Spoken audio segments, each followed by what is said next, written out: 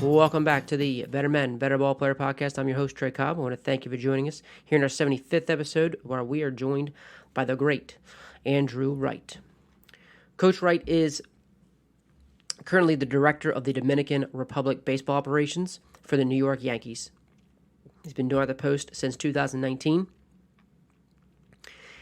And formerly, he was the head coach at Charleson University in West Virginia from 2015 to 2019, where he took over a program. They went from the bottom to the top in the 4 years that he was there, from starting with 16 wins all the way to 41 wins in 4 years. In year 3 and year 4, they claimed their conference championship and their conference tournament championship. They lost in the championship in year 2. Talks about that they thought it was a fluke, ended up winning it the next year, and then the other year he was a game away from the World Series. 2 NCAA Regionals, 3 consecutive school record for wins. Before that, he was head coach at Concord University in West Virginia, where they increased their roster from 24 to 38. They increased their staff from 2 people to 5, set school records for wins there, 2 conference championship, appeared in 2 regionals. It's where he also created and implemented the 1,000-hour project, Get to Give community service incentives. They improved their team GPA from 2.5 to over 3. He's also been assistant coaches at Concord University, at Georgetown Pratt, as well as West Virginia University. He's been an associate scout for the Milwaukee Brewers, but as of right now, he is in the player development department as the director of the Dominican Republic baseball operations for the New York Yankees. Just does an incredible job, one of the best. And if you're a ABCA member, which I highly suggest if you are a baseball coach, 100% get with the ABCA. But 2, if you have not seen his ABCA presentation about staffing, it is unbelievable. Unbelievable. It was one of the most incredible presentations, and I can honestly say, I have the privileges of having to speak with him on multiple occasions, and he's always been willing to share, and he's just a master of processes, man. He puts together systems, and his staffing stuff was incredible, and it's always been a challenge. And it's like running a business, or there's certain things that you're just never taught, and you don't learn until you're doing it. And staffing is one of the things. Managing a staff, and it's a tougher thing, and Coach Wright does it really well, and is able to understand leadership. And he really he talks about it. We'll get a chance to talk about it and how he just kind of changed his mindset with that after he get a couple years in Concord, and how it just changed for him about how he's managing his staff, and something that I've really took on myself, and I think there's a lot of value in it for a lot of people. But again, if you have not checked out his ABCA videos, his ABC presentation, I believe it was in Dallas. It was incredible about staffing. Again, Andrew Wright. So let's get into it. I got a ton of notes, so hopefully you guys like the notes. If you don't know where the notes are, they're in Podbean. That's where they're at. I know Will Miner, the guys at Netting Pros, he'll share those out as well. So make sure you follow them. Will Miner and the Netting Pros guys, they are improving programs one facility at a time. Netting professionals specialize in design, fabrication, installation of custom netting for backstops, batting cages, dugouts, scoreboards, BP screens, and ball carts. They also design and install digital graphic wall padding, windscreen, turf protectors, dugout benches, dugout cubbies, and more. Be sure to check out Will Miner and the Netting Pros, because they continue to provide quality products and services to many recreation, high school, and college fields, facilities, and stadiums throughout the country. Contact them today at 844-620-2707 or info@nettingpros.com.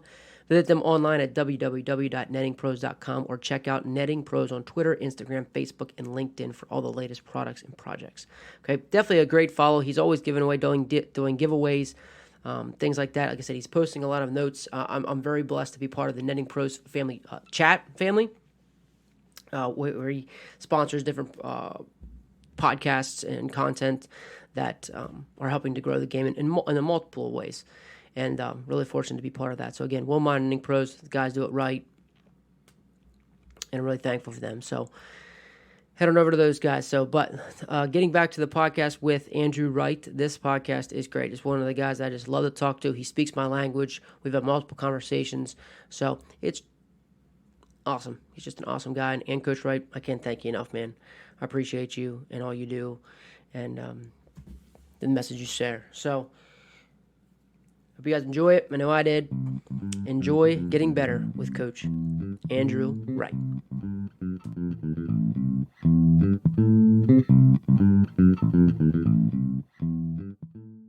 Well, a little bit of what type of player you have, but understanding what markers you need to win baseball games. Okay. Like, what are the things that are going to drive wins?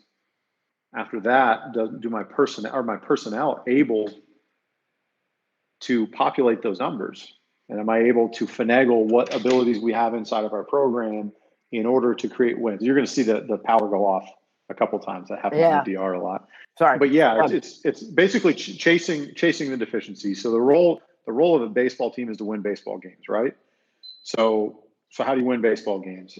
You either score runs or you prevent runs. So there has to be an imbalance of those two in order to produce wins. You chase the deficiency. What's keeping me from? And then you work your way down through that. Player development at the college level for me was about when you take over I took over Concord, which we were successful. So that was about elevating the program. But taking over Charleston was a bit of a different animal. So, the program had won 13 games the year before I got there. So the solution is, or what you're trying to do is you're trying to figure out is what I'm going to do from a 10,000 foot view, going to work and create an impact in the community, in the school, in the players' lives, things like that. But at the core of that, you continue to get a paycheck based off of your ability to win baseball games, right? So the biggest thing that you got to look at, and what we had been tracking for a long time at Concord, was literally just that. The objective is to win baseball games. So there's two ways of doing that. There's two things that go into that, I should say. There's run creation and run prevention. So then for me, you just chase the deficiency. When the wins aren't coming at the level that you want them to come at, then you need to chase the deficiency. Is it because I'm giving up too many runs? Is it because I'm not scoring enough? And you can neither have enough or too little of either of those respectively. So really what that looked like was trying to determine, again, defensively, where is the deficiency? Is it a matter of athleticism? You go chase athletes, develop them as well as you can, and then offensively as well. You try to put yourself in a position to do what you can to win games at the college level, which is a little bit different than the game that we're playing here in player development for professional baseball, because we're playing a long game. Like I've got some of these guys are 16 years old, that wins and losses don't matter. I'm going to air quote say matter. They don't matter at this level. You want to teach them how to win and the importance of being a Yankee and things like that. But what we're trying to do is win at the big league level. So that, again, is a longer play. We're not going to hit and run as much. We're not going to bunt as much. We're not going to do stupid stuff like that. Like, not stupid stuff. At the college level, it's a little bit different, right? You win now. Like, you win now. That's why if you came and saw us play from an offensive standpoint, we just found ways to score runs. And what we talked about with our teams was, be all things to every situation. So we wanted each player within their particular skill set to be all that they could to any situation that came up. Now, that's going to be different for a Joey Miller. That's going to be different for a Colby Johnson, things like that. Both of those guys are two very different skill sets, but at least within the skill set that they had, they could be what we needed them to be in order to win baseball games. And then when you collect that across the entire group, then you're able to put in the aggregate, you're able to win baseball games.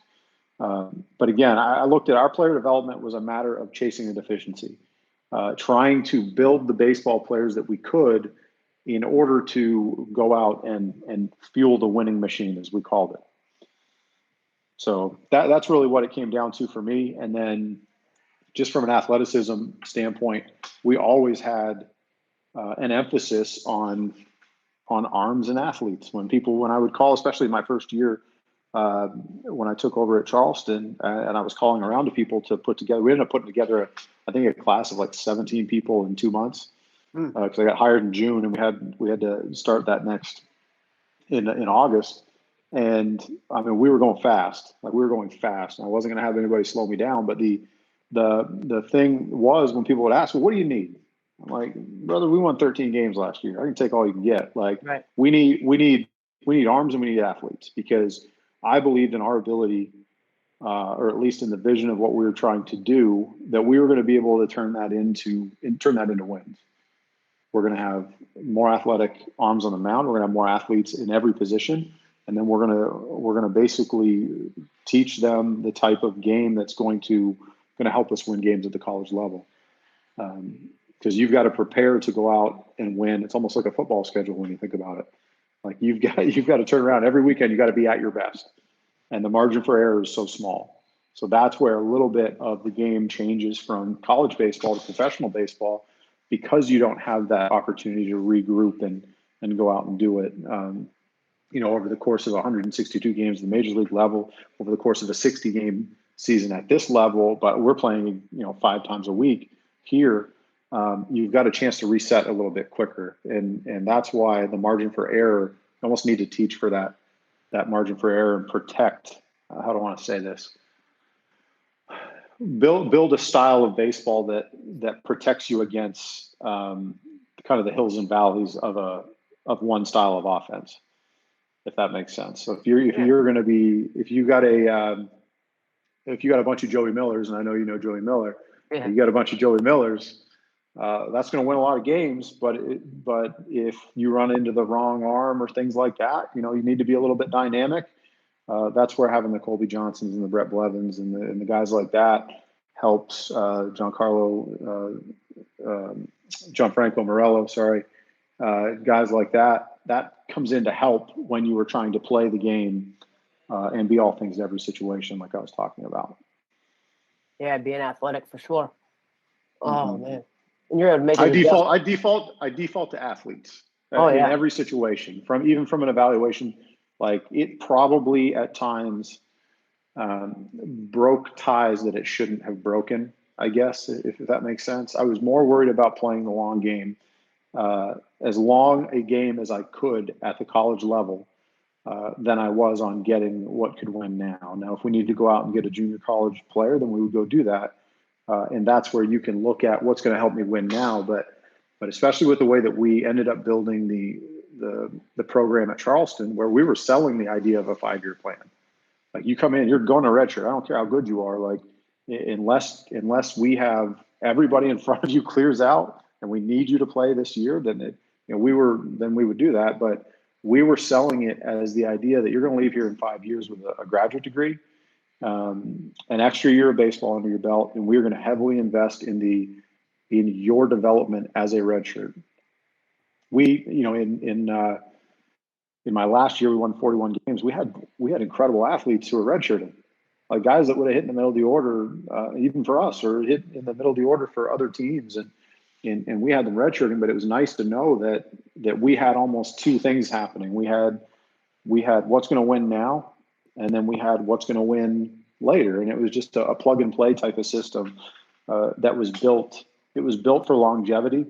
And one where we could do a better job of predicting, the ebbs and flows of the cycle of a program. Because the one thing I didn't want to do, and you see this a lot, is people will build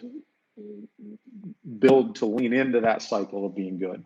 We're going to put all our eggs in one basket. We're going to be good in 3 or 4 years. I didn't want that. Like, I wanted to be good always in every situation. I wanted to be able to build the type of program where the target was on our back, and that was actually, as a side note, that was kind of how the messaging changed even at Charleston. We went from being the underdogs as a team that wasn't supposed to win. And in year 1, we didn't. We won 16 games, and it was a bit of a dumpster fire. But like building what we needed to build in order to sustain success, we turned it a 16-win season into a 34-win season or 36-win season. I can't remember. In year 2, lost in the championship game.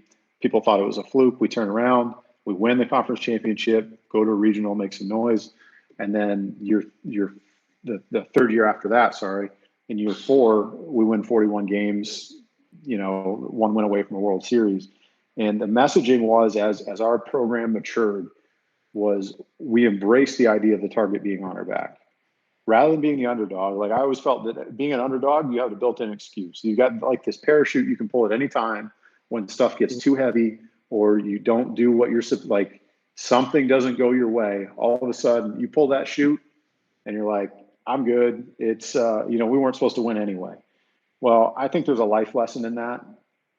is that I want guys walking into a room, walking into an interview where the burden is on everybody else to beat you out of getting a job, right? And you walk in with a type of confidence to say, I don't know what those other jokers are doing out there in the meeting room, in the waiting room, but let's have a talk about why I'm the guy you should hire. And obviously not being that cavalier when they're talking, but having that kind of a confidence that fuels their preparation in order to go separate themselves before they even step foot in that room. So that was the big pitch, even when you look back at the way we built our program, to have that 5-year program where you think a stack of 100 resumes, right? How many of those people in a job market, how many of those people have an advanced degree? And just, I even rounded up, even 10% of them. Yeah. How many of those people play college athletics? I'll even round up, 3% of them. How many of those people played in the type of program that challenged you in the community, to be a good person, to all of that sort of stuff like that. So just when you look at what we're trying to provide from an experience standpoint, what that provided for a peace of mind for parents, a peace of mind for a player to know that he was signing up for something that was bigger than himself. That's where you could get people to come in and say, yes, I'm okay going to a Division II program that is going to tell me where I've got Division I programs are asking me to walk on and I can go do this, or I can go to a junior college, or I can go to the D2 school down the street and play for them right away. Well, that's, you talk about.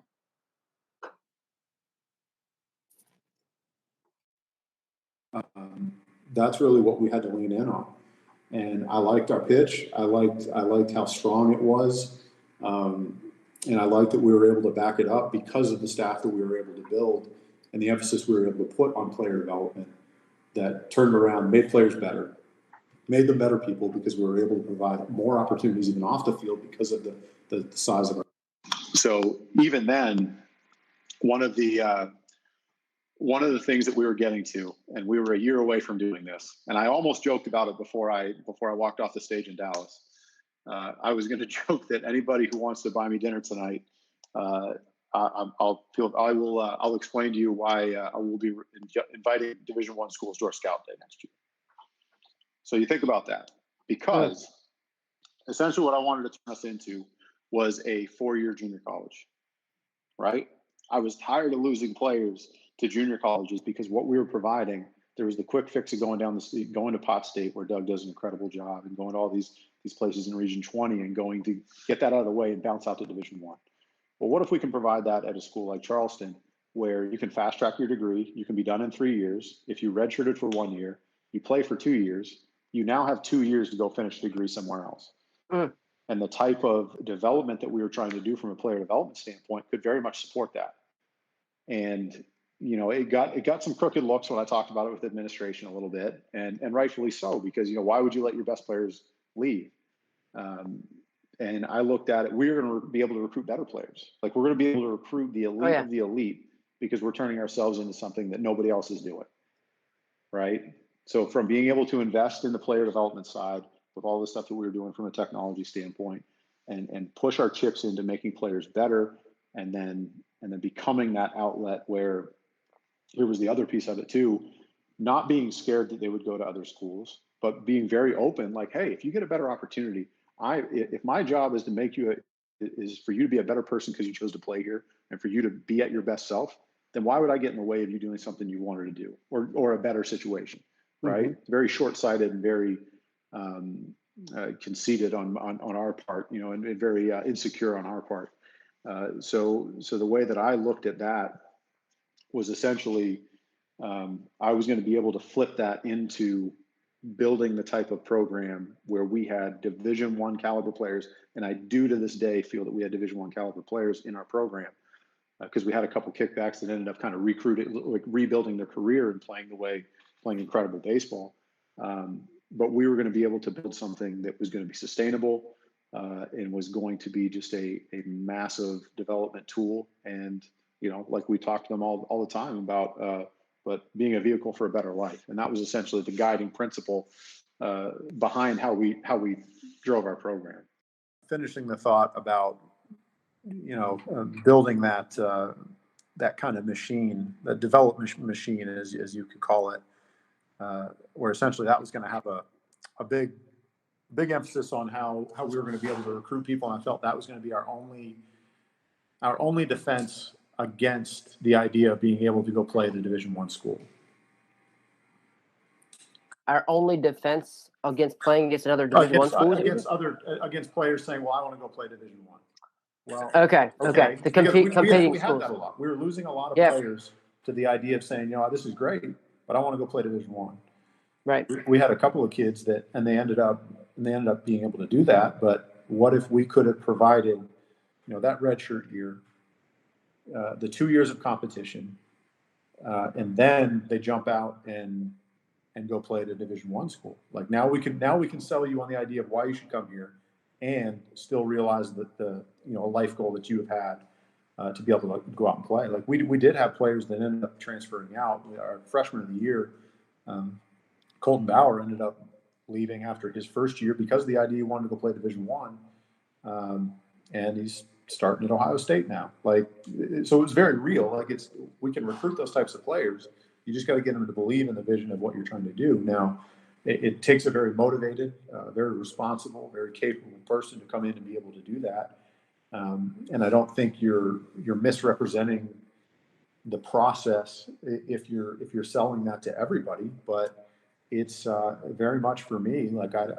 I just feel like it was where our organization was or where our program was going with the way we were able to build things and try to provide that extra opportunity and other layers so that we would be competing with somebody else, or competing at a different game. And that's kind of how I've looked at running our program. There's so many. If you've got, call it 15 schools trying to do the same thing, if you're all trying to do the same thing, yes, somebody's going to win, somebody's going to lose, but there's a log jam in some of that.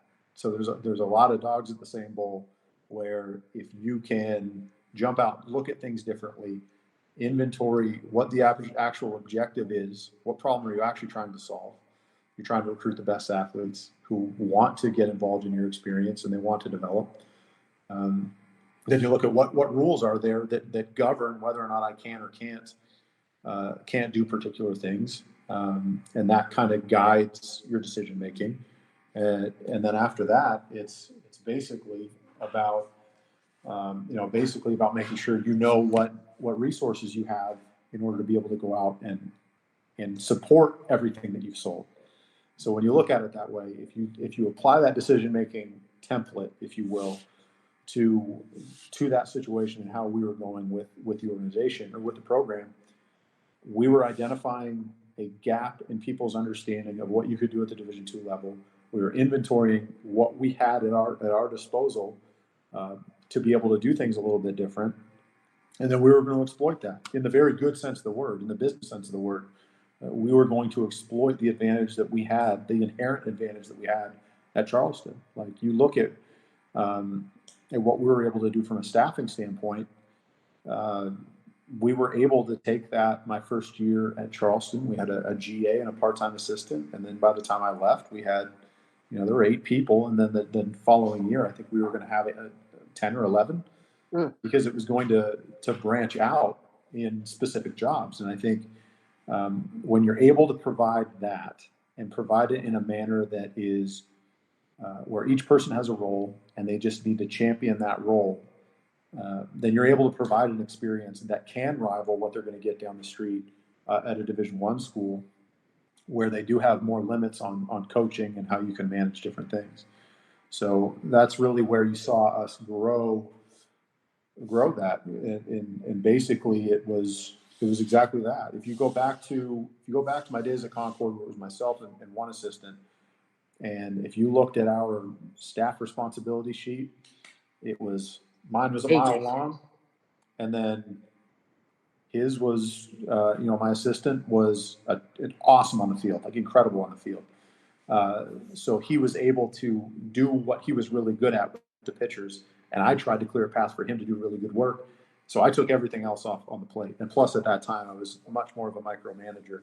So I consider myself a recovering micromanager now, where it still leaks in a little bit every once in a while. But to that, what you do when you try to build your program and build your coaching staff, you're trying to relieve pressure from your day in order to provide a better experience. So when you inventory, like, hey man, I'm getting bogged down with X, Y, or Z.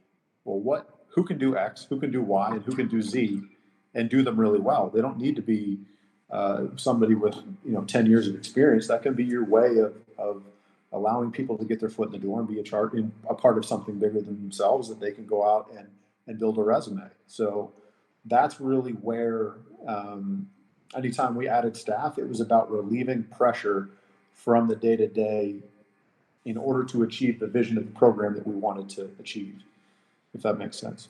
Yeah, for sure. And it was a constant auditing process. So I am adamant about feedback loops and surveys and doing all of these things to keep my finger on the pulse on what's really going on within whether it's our program or whether it's in the academy here, that I do the same thing with our staff here.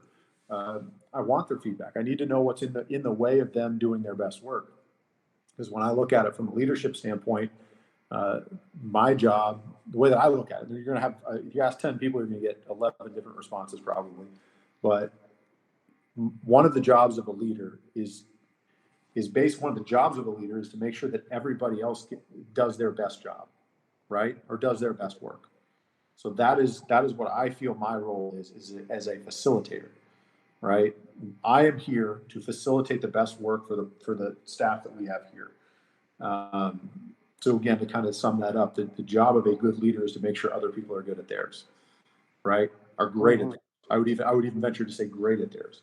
And the majority of my day is trying to unload stuff off of people's plate and put them in a position to do their best work. So when I reflect on that early in my head coaching career, I wasn't doing my best work because of how loaded up my plate was. I had a vision for the program that I was so stubborn I wasn't going to let it go, but I was going to barrel through it. And then piece by piece, you end up figuring out like there's a way to grow this and build this so that I can just facilitate the work of everybody else. And if you look at it in my last year at Charleston, Ryan Hunt, who is with the Yankees now, was practically running the program. Like he was in charge of the day-to-day from things like that. Anthony Zona was on top of the pitching staff. Ian McDonald was running our red shirts. He was hired as our red shirt coordinator to try to really invest in that program. And it really freed up. And what part of that was, and what made that so successful was that was their job. Like there was clarity. There was a ton of clarity to what was expected of them. And then there was a ton of support on me making sure that I cleared a path for them to do their best work. So I could have done the 15-year ago me and tried to do everything myself and said, you go stand over there until I need you. Like, that doesn't work. I know that doesn't work because I tried it and I failed at it.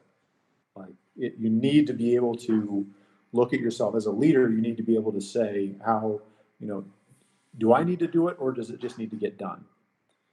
Right? Like that, that was kind of a mantra that I have had to remind myself of, especially when there are things happening here, because there's, I've got a staff of, on our morning meetings, we'll have up over 30 people.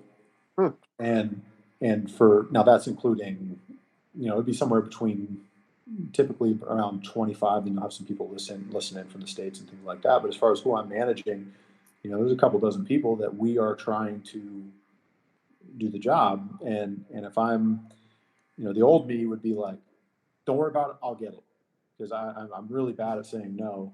I'm still bad at saying no. I'm just more intentional about saying no. But that's something I have to ask myself. Do I need to do it or does it just need to get done? And if I can convince myself of that when I'm figuring out what needs to be done for the benefit of the DR Academy, then we're in much better shape. Yeah, because then it's always like my question for there is like, well, how's it getting done? Mm-hmm.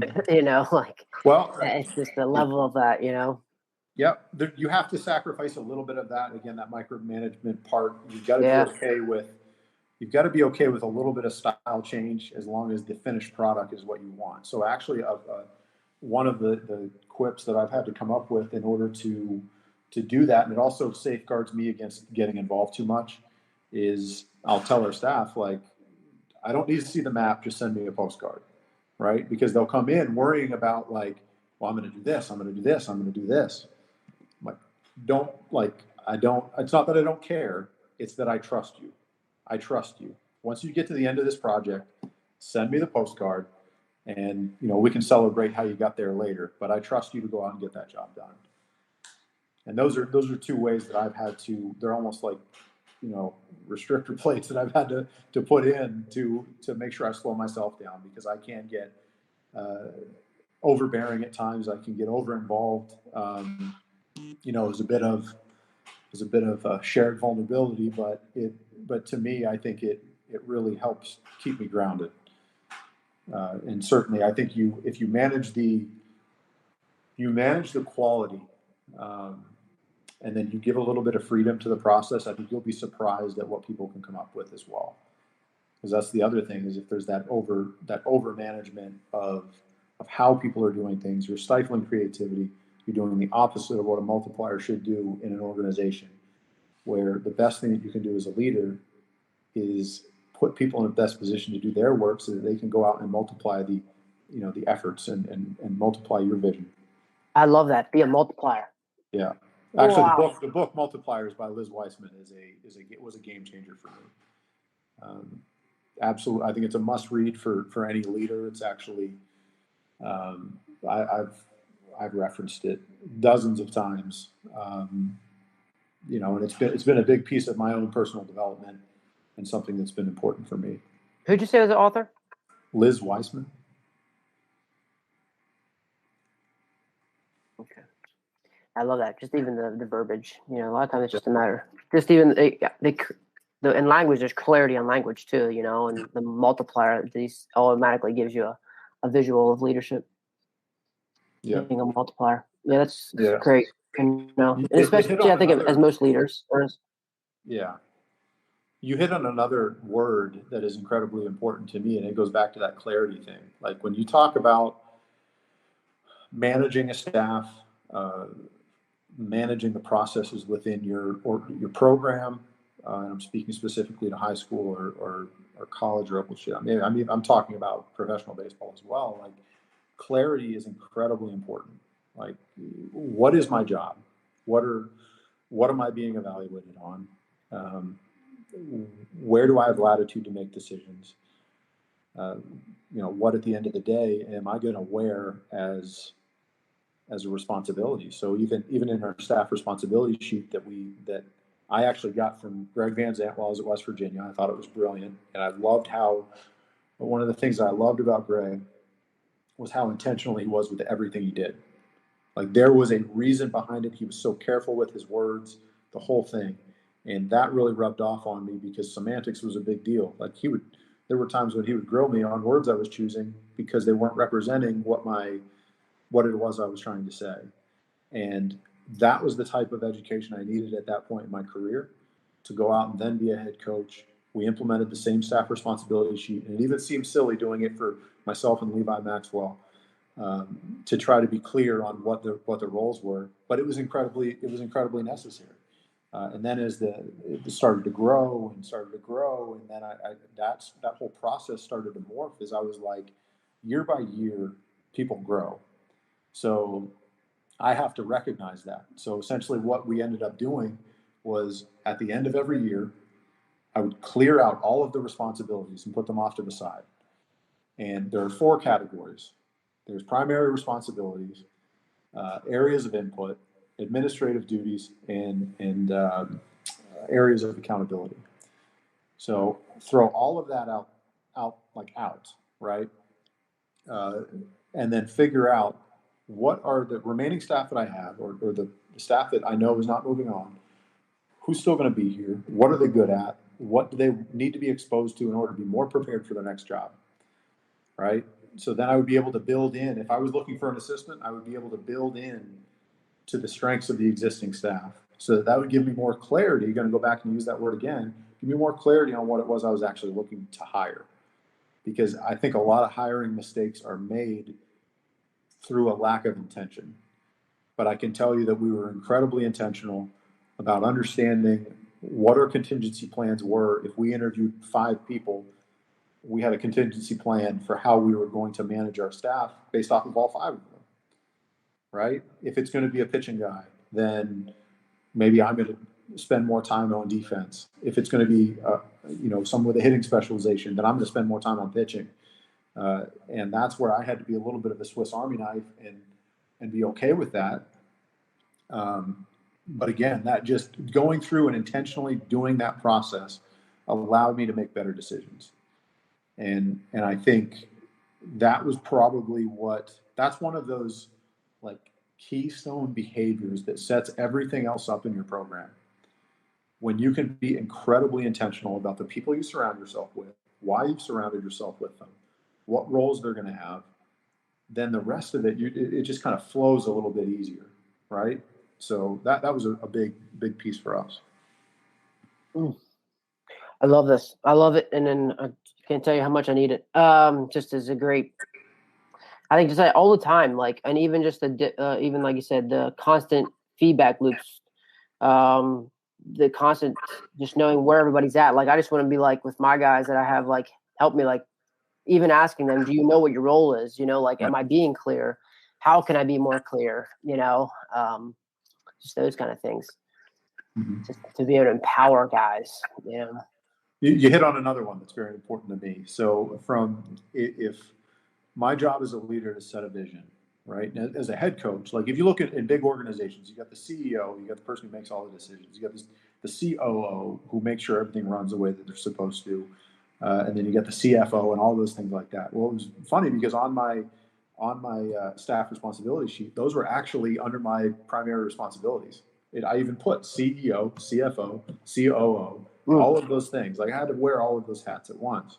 So part of that was, how do I best lead a group of people? And if I'm going to be managing any group of people, and it's something we ended up adopting here, but it was something that I made very clear with our program in Charleston, was there are 3 main things and 3 values that I try to wake up every day and try to check these boxes. And they are communication, empowerment, and accountability. So communication, am I communicating what I need? And if you're not doing what you're supposed to be doing, and we actually dealt with something today where one of our staff members came in and was explaining a situation that happened. And before we really, kind of drop the hammer here, like, have expectations been communicated? And the same thing from an empowerment standpoint. Like, if people aren't doing the job that we're expecting them to do at the level we're expecting them to do it at, have we cleared a path for them to do their best work? And then from an accountability standpoint, if we have, if we've communicated everything that we're supposed to, right? If we put them in the best position possible to do their work, then now we can look back and say, we're going to hold you accountable for this. Like, and there are 2 ways to hold people accountable. And this is where, like, for me, accountability gets a bad rap because it's a word that's like, it's the stick, not the carrot, right? Like, but for me, it should be the carrot and the stick. Like, accountability should be, if you're responsible for the outcome of your actions, then you should be responsible for when things go well, and you should be recognized for it. That's a way of feeding into the environment of your group of people. And that's an investment that you get to put into that group of people in order to get their best work tomorrow. But if people walk around underappreciated because you aren't applying accountability as I define it, then you're going to end up having to hold them accountable because they're going to lack engagement. So then you're going to have to hold them accountable by everybody else's view of what accountability means. Does that make sense? There's preventative accountability, and that's with recognition, in my opinion.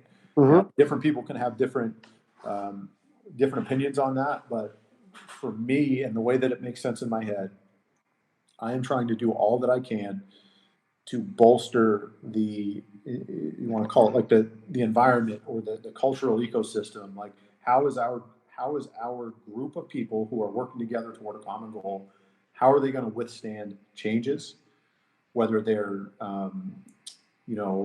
invisible changes to the environment or whether they're like very noticeable changes. For example, a pandemic hits. How is your group of people going to manage that? Are you built strong enough in order to weather whatever storm comes up? So to me, I would lean on those 3 things. Am I communicating the vision of what I want? Am I communicating the expectations of what I want with clarity and consistency? The empowerment thing. I can't just tell you to go do a job and then expect you to come back and get it done and overcome all odds. Like, if my job as a leader is to make sure that you're in the best position to be successful, then I have a hand in your success as much as you do, right? Sometimes more. Like, if I'm setting you up, if I'm legitimately setting you up for success, then I expect your skill set to be successful. Then I can predict the outcomes a little bit better, right? But if I don't set you up for that, two things are going to happen. One, you're going to fail more often than not to the standard that I'm expecting.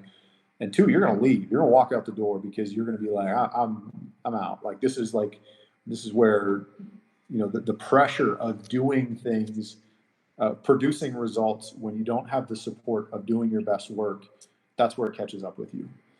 And I've seen it. I've seen it in college programs. I've seen it in the way that I ran college programs for a while, where people want to be supported. They want to be heard. They want to be included in the process, all of that. And the more that you can do that, the more you're investing in that cultural ecosystem to be able to withstand anything that comes up.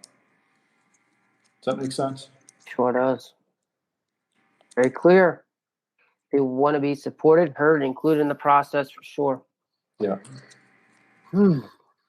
Man.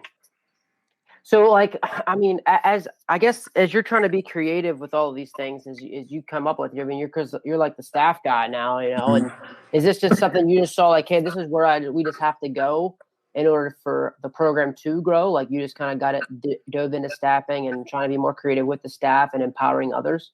Yes. So it's more about there not being a finish line for me. There's a finish line, but it keeps moving. And because I keep moving it. Like, we're not going to get a program, and I'll think back to my college days, that program was not going to stagnate. Like, I wasn't going to let it, because I don't know if it was my own, I don't know what it was that was driving me to constantly be, and sometimes I probably seek feedback to a fault. But I always think there's a way to do things better and different. Because if the conditions are changing around us and we don't identify and inventory and audit our programs on a yearly basis to define where are those changes coming, then we're eventually, like, it's all going to fall apart type of thing. So I wanted to have so much forward steam going ahead, that nothing was off the table. Nothing was off the table about changing or looking at differently. And I can tell you, if I continued to coach the way I was coaching in 2010 and 11, the way that I coached my first year as head coach, it would be a disaster. The rest of my career would have been a disaster. But it wasn't until a couple of years into that I started thinking, like, there's more here. There's more here. I've got to get out of my own way. I've got to look around, like, peek around corners where nobody else is looking, to try to create an advantage in order to mitigate the lack of advantages that we have in the program that we're at. And actually, I did a blog in my last couple of years it was only like seven or eight blog posts, but it's called the Championship Project. It was actually something that I dusted off from like my first year at Concord. So I wrote this idea. I wrote the first blog post I wrote in 2010. And it was about trying to bring a national championship to a small town in West Virginia, and trying to get to Cary, North Carolina, and all these things. So my thought was, and this big grand idea was, that I was going to document it. Well, in a the formal blog post ended up getting put up in probably 2018. But I can tell you that, like, books like this, the 6 books I've got sitting on my desk over here, are the informal blog of it, right? Like the right. reflections that come with figuring out, like, how can I look at this differently? What advantages can we catch up on, and things like that. And I guess the way that I would put it also is that I identified this concept that I wanted to live my own life by. I wanted it, there's the idea of redeeming qualities and separating characteristics, right? So a redeeming quality is something that picks up the slack of the deficiencies that you have in another area. And it's but, like, when they're taught, like, let's say that I had a redeeming quality, and he's really good at this, but he's got all these things he's not good at. And I look at it the other way is I want to take that, what was that redeeming quality, and make it a separating characteristic, because I elevated everything else that I had dominion over in order to be better at my job. Or even the same thing, you could apply that to how you run your program. Like, are we going to be a good program because we're athletic? And if that's the only thing you're hanging your hat on, then that's a redeeming quality, right? If you're not managing your dugout well, if you're not, you're not treating your players well, things like that, you want to be able to prop up those separating characteristics to exactly that, being separating characteristics. So that was a big piece for me that has guided, where to look, and always kind of pushing that finish line far away from, because I have goals. I have professional goals that I would like to one day accomplish, but what's at the top of that mountain? Like, what's after that?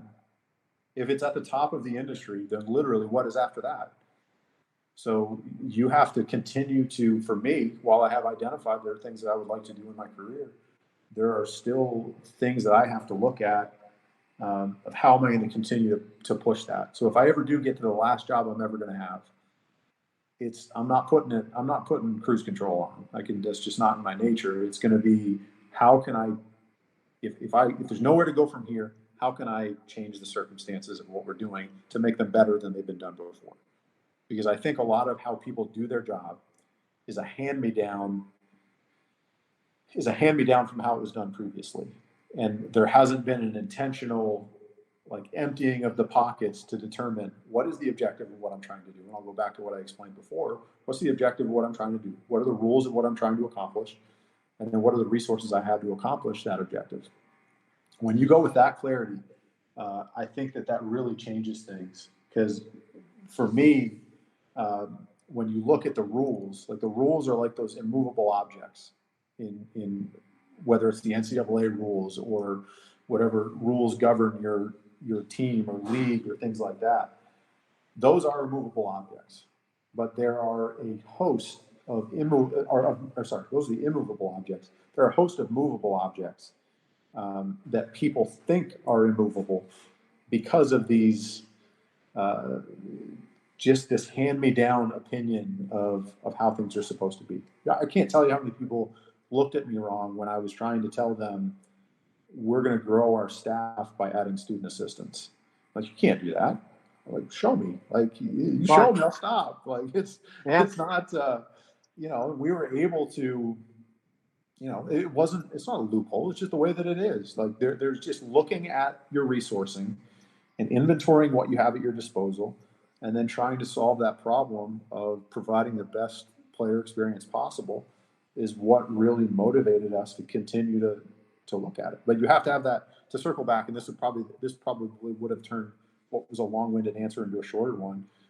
You have to have a guiding principle that literally can adapt to every new reality that you're in. So if our guiding principle at Charleson, which was, we wanted to build the most comprehensive student-athlete experience possible. Every day that changes because the environment around us changes. So our approach has to change, right? So we have to look at different ways to solve those problems because every day it's going to be a different set of problems. And it's going to be that goal line is going to move for us, so we don't have to worry about ever meeting it and getting complacent. Having a mission, begins a mission and vision.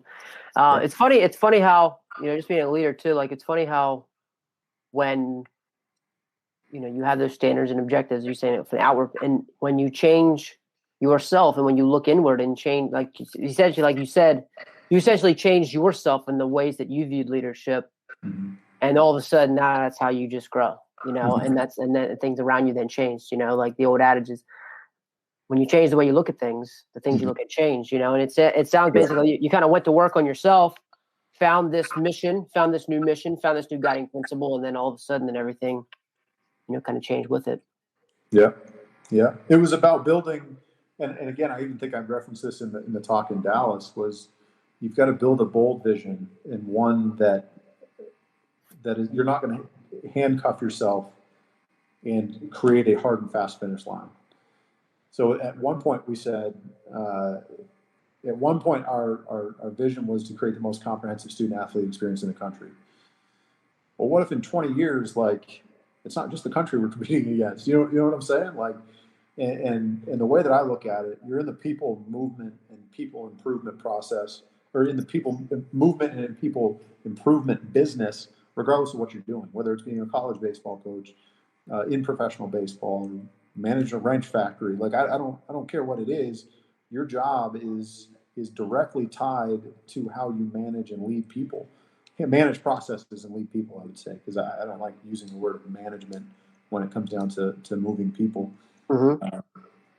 But I think that's, to me, that's what it is. You've got to be bold with it. You can't be scared about saying it, because I think the more that you shy away from being bold, I think you end up putting these limiting beliefs on your people around you. There's messaging that you give in everything that you do, right? Like, how you act, how you respond to situations. You're speaking volumes into what's really behind the curtain, as far as how you feel about how good, or how good you could be as an organization. Yikes! So good, coach. Love it. So, and then how, if knowing what you know now, I'm just thinking of like development wise, because you had so many development processes, and like you said, you went through technologies. Knowing what you know now, how would any of those development processes have changed, or like how would they have done differently, or what would you suggest, or what do you advise now for development? The mechanics of it wouldn't change. I think that's the mechanics of it wouldn't change. You figure out where you want to be, figure out where you're at, and then devise a plan on how to close that gap. So, we would even talk about it at Charleson. It's something I do myself at the end of each year. Do a growth gap, grade yourself on things and areas of where you're at, and you can zoom in and do that on how good a player is getting, or not, and then you can define a better plan moving forward for that player. I think a lot of the things that we were doing, again, the mechanics of what we were doing while we were at Charleston, I don't know that I would change them. I think maybe we might refine some of our processes for sure, but I think, the way that we did test and retest, like we would test our players in a pro style workout at the start of every year to get a baseline on where they're at. We test them again throughout the year, but each year there was a particular date. Day one, pro day, was my way of determining each year, is the average of our top 50% moving up, or is it moving down? And you could see on that chart, it was year to year comparisons, then comparisons to year one. And really the comparison to year one was more from a recruiting standpoint than it was anything else, because I wanted to show the progress that we had made. And we shared this with everybody. Like, part of the pitch from a recruiting standpoint was explaining this stuff, explaining that we were going to track this. Like, we're not flipping coins here. Like, some of the information we're dealing with might be a little bit, and certainly now that I know what I know and what I've been exposed to now, some of the stuff we were using as markers to whether or not we were good, they're probably not the best markers to use in terms of professional player development. But from the college side, what we did, and this is kind of what I explained to our guys, is when you don't know where to start, you start where you're at. Yeah. So what information do we have available to us? Let's let these markers grow with the program as we go, but we have to have a baseline of things that we're measuring in order to determine what drives wins and what doesn't. So when you look at our, for example, we did the quality at bat chart. Mm-hmm. It wasn't quality at bat like that was a quality at bat. It wasn't calculated like an average. Like, everything had a point system to it, whether it was positive points or negative points. And it was a system that I had borrowed from a friend of mine from another school, and over the course of time, our feet kind of got taped to the bicycle with that, because we were tracking everything over several years, and we were able to define trends. When our quality at bat score was above a 1.5, we won 87% of our games. Yeah. When our quality at bat score was below a 1, we won 10% of our games. So why would we not devise our offensive plan on producing those quality at bats? Right? That's with the information that we had then. And then that kind of morphed into getting anti-quality at-bats, where it kind of hit me one summer where it was like, if we only win 10% of the time when our quality at-bats are below a 1, then why aren't we trying to prevent that on the pitching side? And we didn't really make it as actionable, other than because we were kind of early in that process, other than just tracking it. Other than just tracking and then chasing the deficiency. What is causing that person's anti-quality at-bat score to be so high? And if it's walks, or some of the answers were pretty obvious, but in the grand scheme of things, it was good. And for me, it was the best we could do with the information we had at hand. Mm-hmm. I think that's what probably scares a lot of people away from tracking things, is they don't think that what they're tracking is as elegant as what they have in professional baseball or some of the large Division I schools. But honestly, like, there's stuff that you can track that hopefully can at least move the needle and create clarity into how you're going about your business as an offense. Yeah.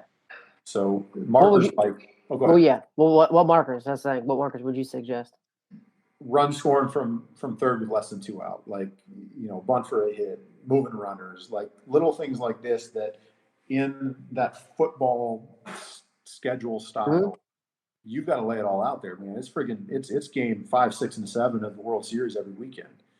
If you think about it that way, like there's something to be said for the length of the season and being able to manipulate sample sizes that make things usable or not, which I completely understand. And that's something that my mind has been just completely expanded to, like, that there's some of that stuff had such a small sample size that it was probably unusable. Right. But at least if it shows that you can guide your offense based off of these markers. Yeah. Right? Or even guide practicing too. Probably, you're guiding development. Yeah. Yeah. But, at the end of the day, the things that you need to work on to make a player better are the things that are going to drive those numbers up anyway. But then when you look at the game polish, a lot of that I would put on, and we made a quality base running rubric that I'll share with you, and you can take a look at that. That had to do with preparedness, decision making. Like, was that like the spectrum, like +3, -3? Yes, it was. Yeah, yes, I think that was one of the last times that we had talked. I think that was when we touched base about that, because that's where I was. Because I had since went now to like a weighted quality at bat system, when I'm like, now we have a quality pitch system, and it's something I went over with Jimmy Jackson. I'm not sure if you know Jimmy or not. Yeah. But went over with him about it, and then my buddy Dean Peterson, he's the pitching coach at Frostburg. We've been touching base about it, because same kind of thing, like how can we be, like you said, anti-quality at bat, on the pitching side of things. Yeah. But yeah, I would still love that, and see where I was with that, because I have a guy who's doing that, where I could, it would be nice to kind of like let him, empower him to. Right. So that. Yeah, no, for me, it was about the game polish. There was a lot of things that you can capture a lot of wins if you just play the game with more intention than other teams do, if that makes sense. Especially it happens in professional baseball. I see it all the time. Like, we're dealing with the lowest level of professional baseball right now, and it's a snowball fight sometimes. Like, they're literally, the ball's going all over the place. We're doing, whatever. That's going to happen at levels where you're still working on refining what it needs to look like. But in order to take a group of, and this is the challenge that high school coaches have and college coaches have with a limited season, is you've got to take a group of people. Your objective, going back to the objective rules and resources, like template that I try to apply to decision making, your objective is to win baseball games. Now, is there an undercurrent of development that needs to happen? Absolutely. But when it comes to Friday, Saturday, Sunday, winning baseball games, there are times you have to do things that go a little bit against the long play in order to win games. And I understand that, again, we tried to go so much, being all things to every situation, capture low hanging fruit. Like, we had it's unrealistic, but we wanted 100% of runners to score from third with less than 2 out. I don't care if he had kicked the ball. Like, I don't care. Like, I just wanted that guy to score. Yeah. Because over the course of a season, the amount of times that you can collect those runs, the amount of times that you can make good decisions on defense, the amount of times you can make good decisions on base running, you're going to capture wins by default, is the way that I felt in a smaller sample size and things like that. Now, with that, and that kind of thinking could scare away, professional teams, because well, that's not really how it goes. Like, yeah, I get it, but you put me in a different environment, then there are different problems to solve, and we'll just go solve those problems. Like, I don't talk about quality at bats anymore. That's not, we're playing a longer game, and there are smarter people than I am that are determining what determines success, and that's how we're investing all of our decisions into that. So yeah, I guess that's a good determinant. So it really comes down to sample size, and really looking at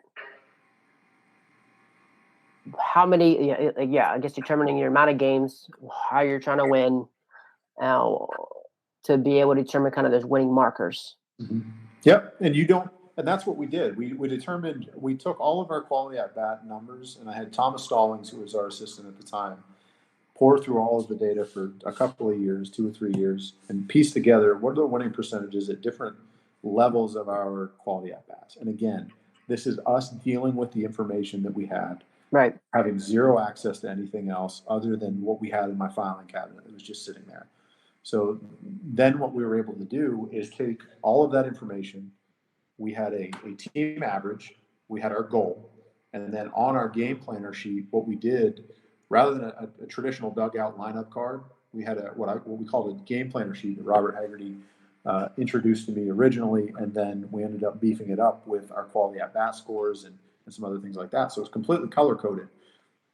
Each player would get a last 2 weeks color code, like they have last 2 weeks column, and then their season total of quality at bats, and it would either be colored in three colors: red, orange, or green. So if you were below the team average, it was red. If it was between the team average and the team goal, then it was orange, and then above that was green. So it held me accountable as well, because on the weekend, what I would do is when I would make the lineup, I put the lineup in, and I have my 3 highlighters, and put all the lineup. In the lineup, there would be a bunch of green. Now, that stopped a lot of people from banging on my door on Monday morning saying, why wasn't I playing? That's it. Right? So, again, it's that clarity thing. Like, we are literally giving you the rules, the answers to the test. Yes. So there are some times, though, when we have to, you have to make decisions based off athleticism or, defense or things like that. But my goal was, and I completely welcomed anytime a player wanted to come in and talk to me. I got no problem talking to anybody about anything that's on their mind. But when they would come in, we would reference that. Like, and that's why we also created the development program. That's why we created. We did as many. The development program was another opportunity for guys to populate quality at bat scores. That's why we would play competitively and practice a lot and chart everything to try to get that information too. Because the best thing that you can do for the engagement of player number 1 on your program to player number 55, which at one point we did have 55, you've got to attach some light at the end of the tunnel for each of them from a baseball playing standpoint. And that allowed us to do that, to weight that evenly, and then to be armed with information when they would come in and say, like, how come I'm not playing, my quality at bat score is X, Y, or Z? And usually people didn't argue that statement. They would come in and say, well, I was 2 for 3 last week, or, whatever. And it was always tied to just good decision-making on our point and making informed decisions. Because I'm not a wizard. Like, I'm not forecasting. I think I've read in super forecasting that, sometimes our ability to forecast is as good as flipping coins. So that makes me feel good about just knowing that I have a plan on making decisions. The quality of my decisions are based off of the quality of information that I have. And that, to me, is why, as a leader, I try to do everything I can to be transparent and communicate as much as I can. Because if the people around you are going to be charged with making decisions on a daily basis, and be charged with owning those decisions, then the best thing that you can do as a leader is inform them. And now when you think about that and apply that to a player standpoint, they've got decisions to make. They've got decisions to say, how am I going to go in and talk to Trey on Monday and ask, like, why am I not playing? Am I going to go in and am I going to flip the table because I'm not playing next time I see my name not in the lineup? Like, there are ways to communicate and remove the ambiguity that is going to exist with a lack of communication in order to make things just run smoother. Like, that's, to me, that's a big piece of why we were so transparent with this information. And that's why even like our decision-making process was posted right there on the wall. Yeah. And if there was a discrepancy, I will talk to you about it. If there's a reason why there's a bunch of guys in red, right, I'll talk to you about it. Right. Yeah, that could be a whole other issue, or there's just some other issue that where you had to make a decision based off of something that came up. Oh, totally get it. Yep. And then totally get it. That's phenomenal. So, and then like, I guess just like, honestly, just like, and here's a coaching question just in my mind, like how to manage all of that. Do you would your players be in charge of keeping track of that, or is that where you came in with everybody's staff? You had the staff kind of keeping track of all quality bats, keeping track of your base running points. How are you managing that during game? So by the time we get to the base running system, we had an assistant coach that was in charge of that. It was our director of player development, Alec Porterfield, who was a wizard with that stuff. He actually ended up creating we had a couple of iPads in the dugout. So rather than doing the old pen and paper book, he actually made an Excel sheet that had drop downs and everything. So it was just like, okay, what happened there? Boom, boom, boom, boom. And then it calculated it. So there wasn't that Monday morning, everybody with their head stuck in a computer, because and I would recommend doing that as much as possible. Find as much as you can automate, throw onto an Excel sheet or a Google Doc and put it in an iPad in the dugout. But it was funny that early on we had players would do that, and it would get quite animated in the dugout because a player would come in and say, "That was a hard hit line drive. What are you doing?" Yeah, and, give them the wrong points, wrong or score. find the wrong points, and guys would get chirpy about it. But I would honestly, I loved it. Like, get into it. Like, that's right. That makes you know they're bought in. You had them. Hit it harder next time. That's it. You don't have to fight him about it, or arm wrestle and just finish the conversation because we've got a game to play. Like, so no, it was fun, and it's a way to keep those guys engaged. And the good thing is about the base running one is that's another way to put something in, and not to me it's not an eyewash type of thing. It's a way to track behaviors that are happening in the game, and then as a coach you can define, are the reasons what we're tracking is bad. Is the reason that's happening, is it because of a lack of preparation or a lack of awareness, or a lack of information? So, I talked to our base runners down here about this a couple of weeks ago. It's two things you can really do as a base runner that are going to help you is be informed and prepared. Like we do. Matt Tallarico's our base running coordinator, is a genius. They do, and our Carlos Vidal, Rainier Ochoa, Victor Ray are base running coaches down here. They do a tremendous job. So the preparation standpoint, that's getting taken care of. Now the informed point, this is where a lot of players falter. They're not informed enough. Like, do you know the situation? Do you know the outs? Do you know where the outfield, like all of that stuff? Do you know where all of those things are? Then have you watched enough from the dugout to determine when this happens, I'm going to do this, so on and so forth. So there's an element where if they can be informed and prepared, they're going to go out and make good decisions. So if you think about how much that parallels what I talked about from a decision-making template, if I'm informed and I'm prepared, then the quality of my decisions are going to follow suit. The quality of problem solving as well. So it applies to base running and running a program. Well, it applies to just leading people. Like I said, leadership's about influencing decision making and being able to do that. And so absolutely, you're just making better people. Yeah. Absolutely. Holy man, that's great. Phenomenal stuff, man. Wow. The reason you're not performing, lack of preparation, lack of information. Awesome. I love the Excel spreadsheet too, man. Just the drop down stuff. it's solid with it. Now we can get iPads and people can do it on their phones too. And it's Yeah. just depending on how big it is. Really cool. I guess my question is with the base running, and Tyler, I know Tyler could be great with this, but like when you're giving points, because like I'm not really, I guess that's my next step, just talking to you, trying to get better with that, is like when it was like the +3 -3 system, is it based off of what they did or that they on the decisions they made and and it was either +3, whether it might be like a dirt ball read, whether like a -3 was like not going a dirt ball read? Yes. So missing opportunities was a way to, if I remember, there were 3 categories that mirrored themselves positively to negatively. Right. There was technique. You would get docked points for bad technique on something. You get docked points for, and I'm dusting off my memory here. Yeah. Charleston, but for anticipation and awareness. Yeah. So I think it was those 3 things: technique, awareness, and anticipation, I think. But I know that anticipation was one of them because, if you're anticipating the things that you're supposed to anticipate, you're also going to be an informed and prepared base runner. Yeah. But if you're like surprised that the ball got thrown in the dirt, when you knew the guy was throwing a breaking ball or you knew it was a heavy breaking ball count, then man, that's on you. Like, we need you at your best, and because that to me, base running is one of the lowest hanging fruits to add value to a game, whether it's at the high school level or even the college level. The best base running teams and the teams that can exploit the weaknesses are the ones that usually maximize, not even pound for pound. They go like, you want to call it dollar for dollar, like a dollar in, dollar out. It's like if you're good at base running, the time that you're spending on it is going to be tenfold. Like if you can put that amount of time into it, it's now all you got to worry about is getting on base.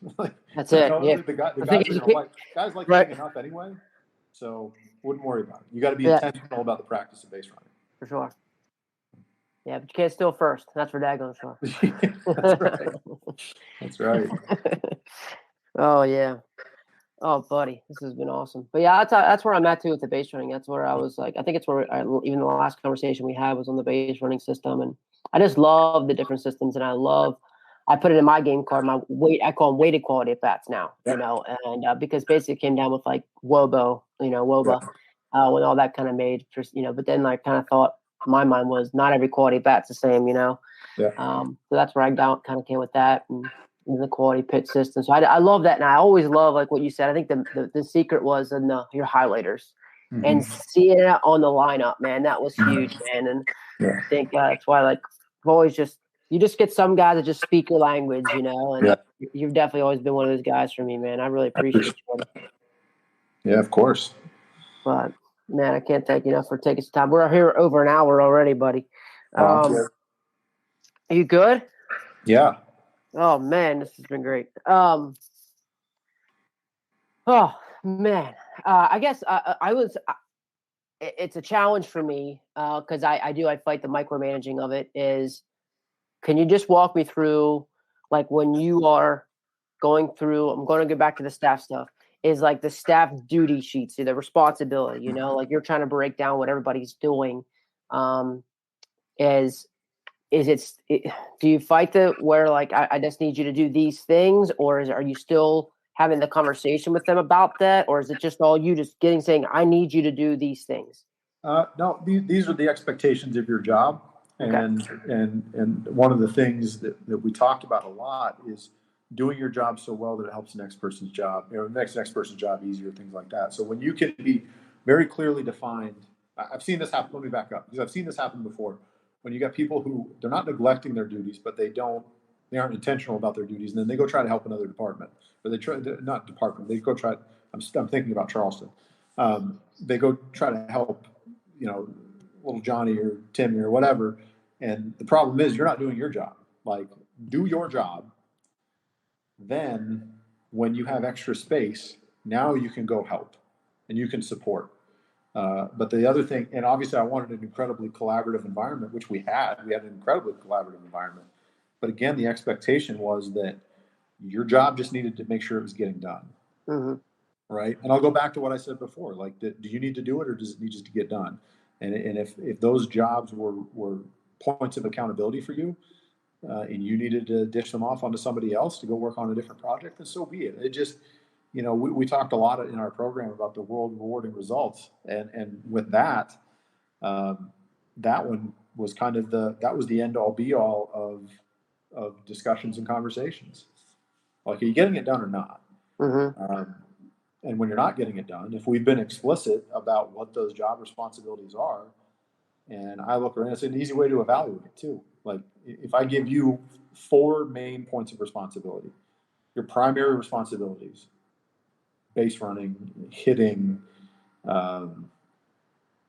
early work, like player academic monitoring, things like that, you're going to be held accountable for those things. And I think that's part of it as well, is them understanding, if I don't do my job, I'm going to get held accountable, right? Like, it's one of the biggest pieces for me. So hopefully I'm answering your question, but it basically, the idea of being very clear, very structured with how we built that staff responsibility sheet, allowed people to just live in their roles. And it was, I think that's what made us work so well together. And I guess another part is that, like, part of that, is it something you collaboratively made together? You built this responsibility sheet together, or is it something that just kind of came from, like, your vision of what you needed the program to do, and knowing that, hey, I don't want to take this on. I know I need to empower this guy to do it.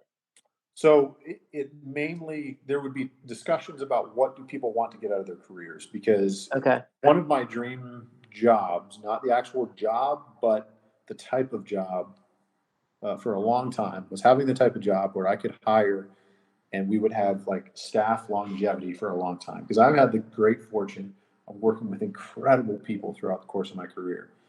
But the nature of how those staffs were built was, there's high turnover. You've got a full-time assistant who doesn't make a ton of money. You got GAs, you've got student assistants. So your role in their lives comes to, how can I best prepare you for the next role that you are going to get, and the next role that you want.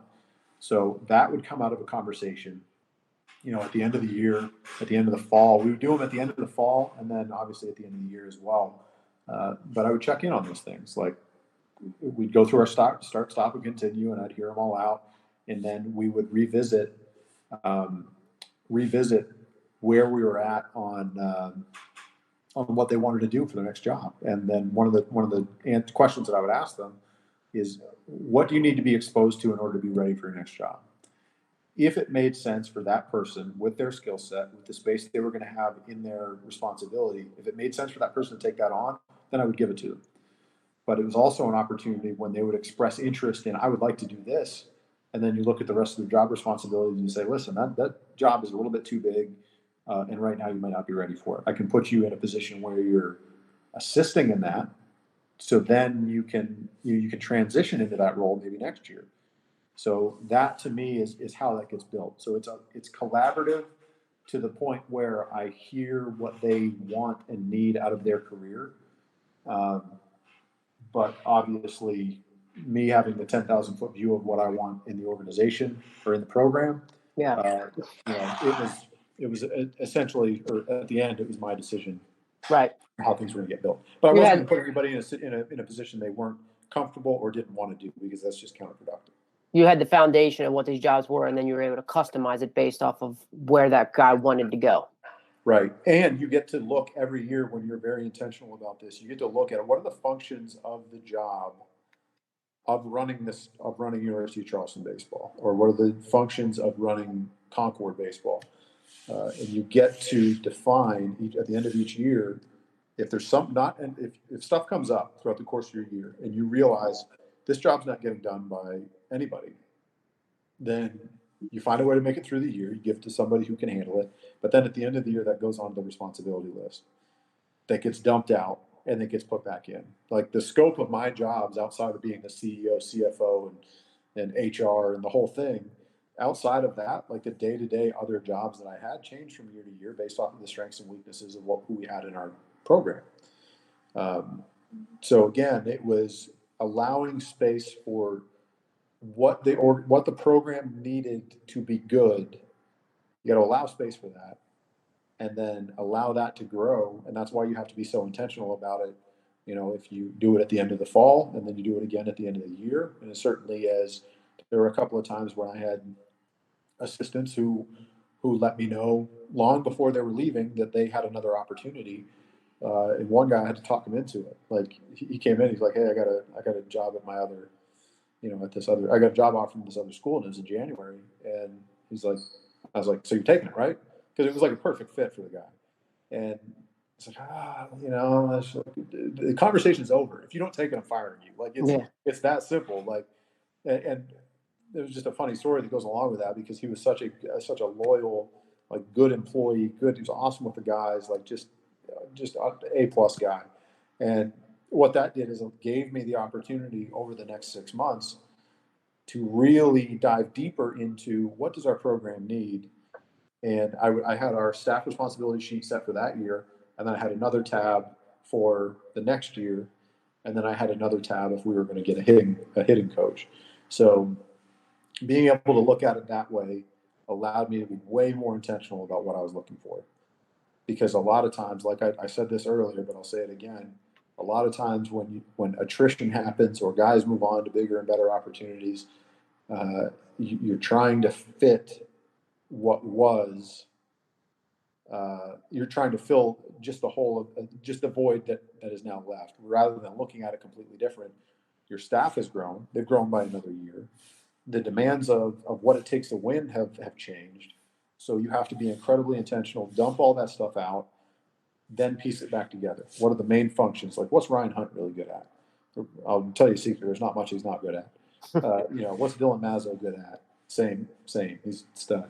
And then you just trickle it in the whole way through, and you're able to piece these things together to see how can we build this staff with clarity of responsibility in a way that University of Charleston baseball is going to be in the best position possible, right? And then me, again, having to be the Swiss Army knife a little bit. So. Wow. Yeah. Love it. Lot to digest for me, but I appreciate it. I really appreciate it. What are you loving now about pro ball? What are you loving about pro ball now, man? I know you loved your time at Charleston. You loved your college time. It was going to take a long opportunity for me to leave Charleston. There's no question. Right. So what do you love? What do you love about the pro ball? I love the fact that you still get to make a difference, and I think that was one of the. Plus, let me back up. I do love that, no doubt, but the fact that I get to work with some of the best and the brightest in baseball.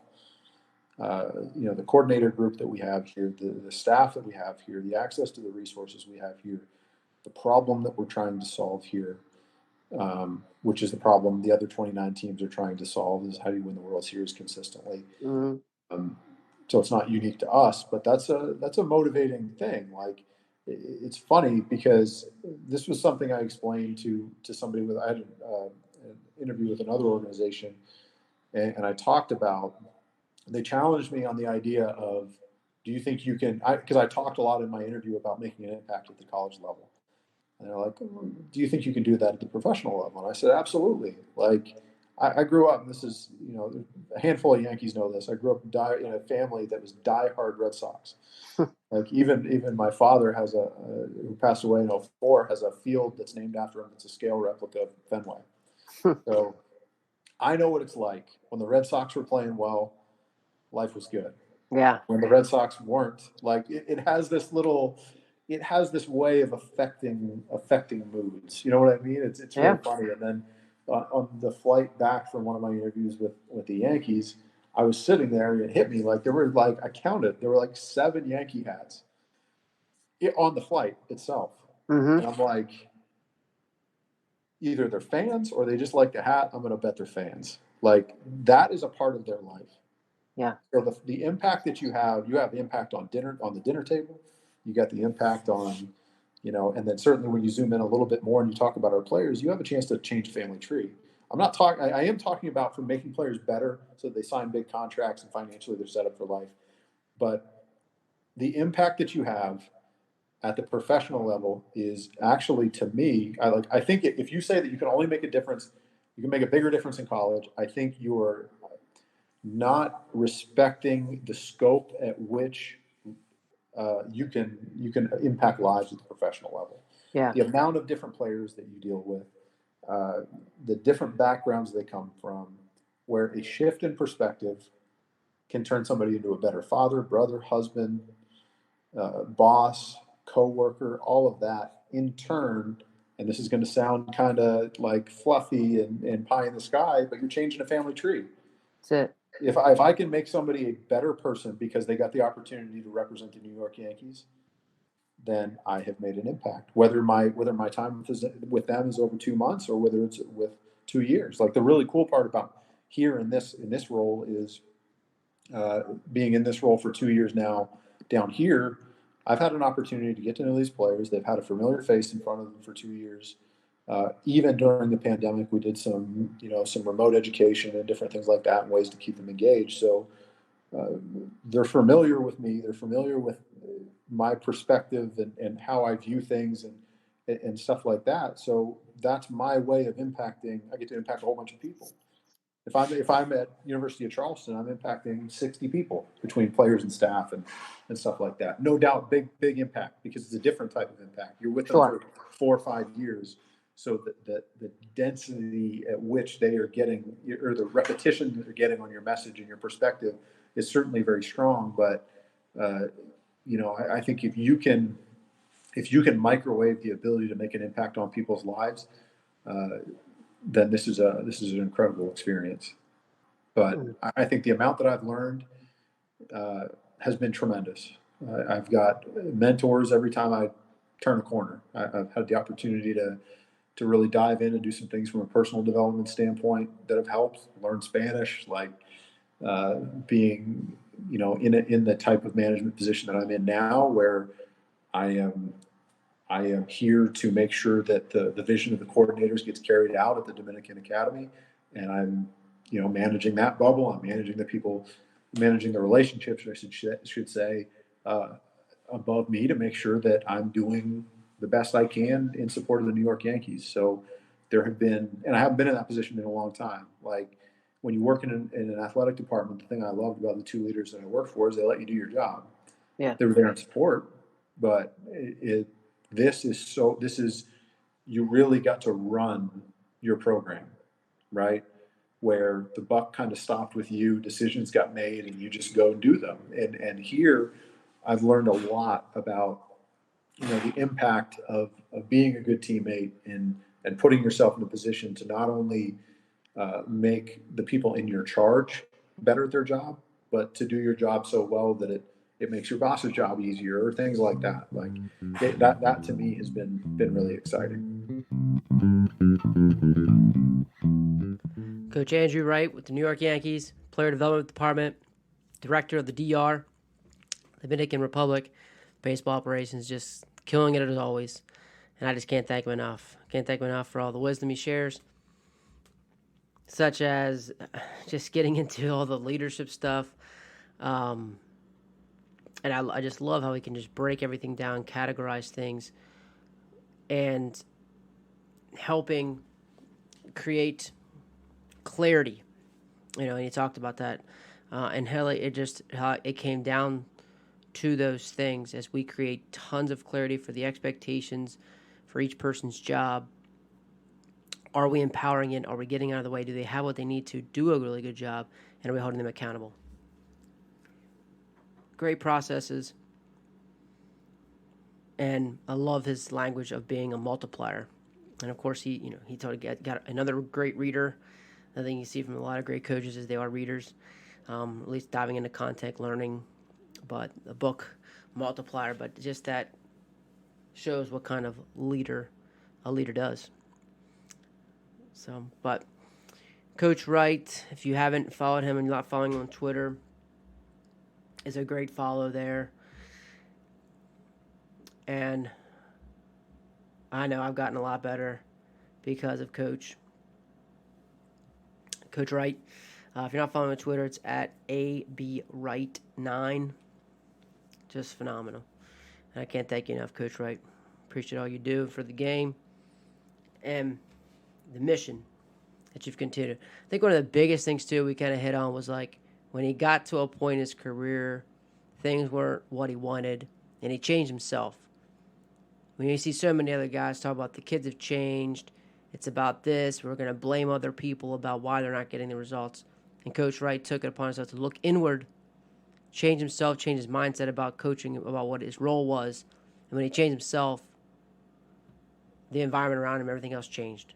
And I think it's a huge, valuable lesson, even just taking through that from his story and his message. So, again, Coach Wright, thank you enough. Thank you guys for holding on to us here, hour and a half. There's a lot of me. We talked for a good bit too, and it was that stuff for us, and I really enjoyed it and just loved it, and hope you guys did too. And big thanks to Will Miner and the Netting Pros guy. Again, check out those guys at Netting Pros, and Will Miner does a great job. There's always giveaways in there, doing great things for facilities and doing great stuff for our game. And again, happy to be a part of the Net Pros chat family. So keep sharing the podcast. Hopefully, glad to help, want to help. That's what the mission, help grow the game and grow it with the people that are doing it for the right reasons and